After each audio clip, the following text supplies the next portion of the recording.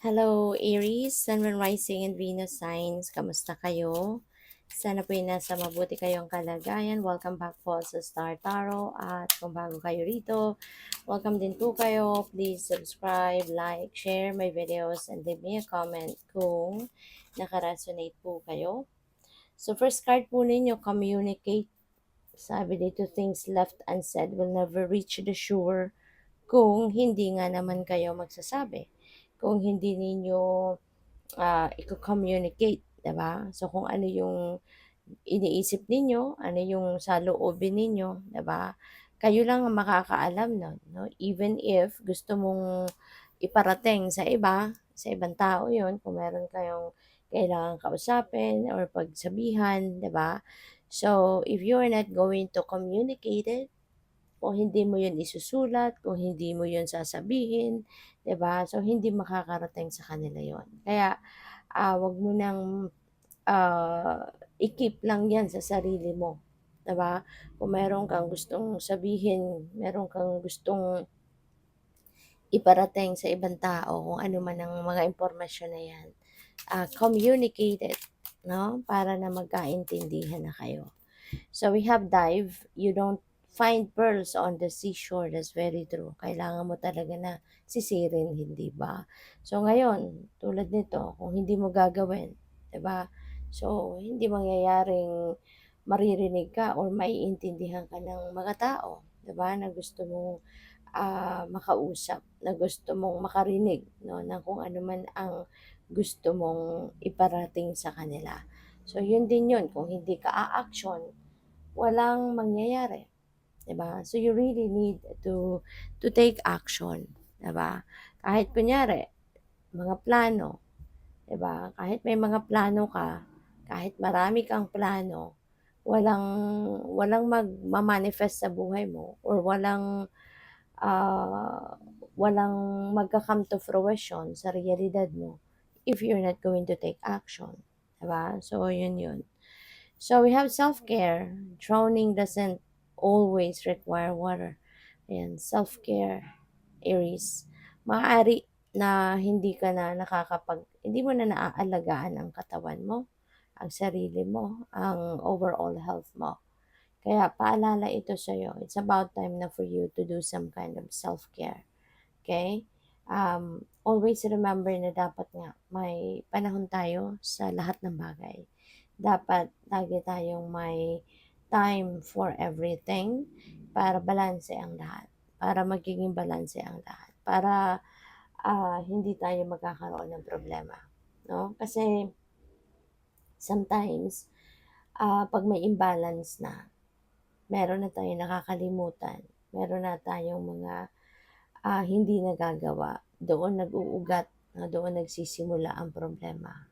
Doon nagsisimula yung meron tayong mga challenges, 'di ba? Pero kung nabibigyan natin ng oras ang lahat ng areas of life natin, wala tayong ma-overlook, wala tayong makakalimutan, walang problema, no? Walang pagmumulan ng problema.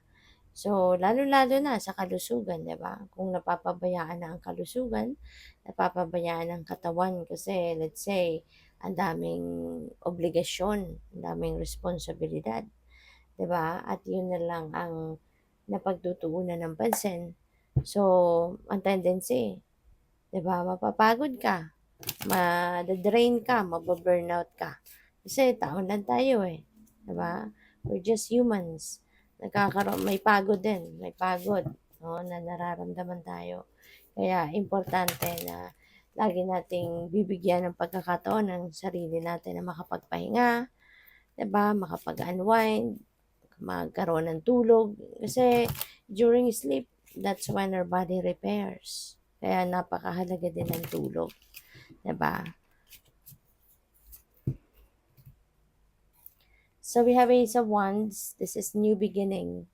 So baka ngayon, baka magsisimula na kayo ng panibagong chapter sa buhay mo.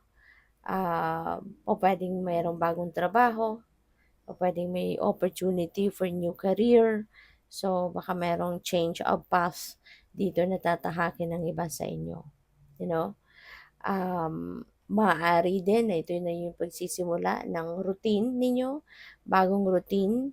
Baka magsisimula kayo ngayon ng panibagong approach, 'di ba, sa pagharap 'no, ninyo sa araw-araw, sa daily grind ninyo, yung gano'n. So, good for you. And, this time also maybe you will be very inspired, okey? Magiging inspired siguro kayo sa ngayon. May mga magagandang balitang paparating din 'no, so depende 'yan sa inyong sitwasyon. When that good news comes in, tsaka na lang ninyo 'yung malalaman 'no. So we have Queen of Cups. So feeling ko dito, Aries, you have someone 'no, someone matured 'no, very emotionally matured person. Ang siguro ano, laging nandiya diyan para sa'yo 'no. Maaaring isang nanay mo, baka isang nanay ito, puwedeng nanay mo, o puwedeng lola mo, puwedeng auntie mo, puwede rin na baka asawa mo, yung gano'n, na very supportive of you, you know? Laging nandiya-diyan para tulungan ka, gabayan ka, maaaring siya lagi yung nag-e-encourage sa'yo, nag-a-advice sa'yo, yung mga gano'n.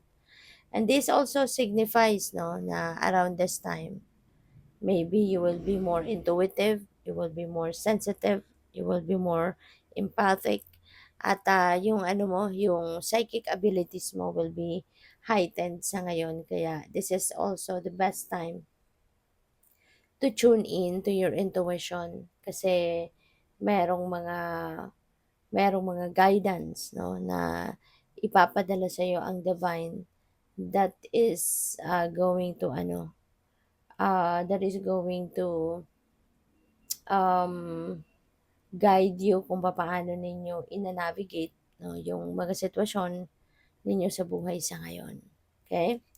So, we have the King of Swords, ayan. So, si King of Swords, ano 'to, someone ano na maaaring mataas ang posisyon sa kanyang trabaho, maaari 'no, na siya ay kunyari baka manager siya gano'n. Pupuwede rin na baka meron siyang expertise, on something. Kunyari, pupuwedeng ano siya, bank advisor, financial advisor, yung mga gano'n ba, 'no? So, maybe you are going to consult, this person. Baka meron kang ikukonsulta sa kanya, meron kang ilalapit sa kanya, maaaring meron kang hihingiing advice sa kanya. That could be professional advice or professional opinion, something like that, you know? So, maaaring siya yung lalapitan mo, alright?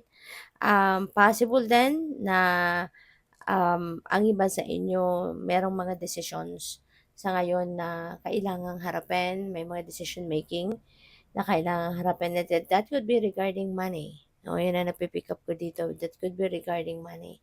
Kaya siguro magkukonsulta kayo sa mga taga-bangko, no? Pwedeng ganon. So, good luck po. Thank you for watching. Love and light. Namaste.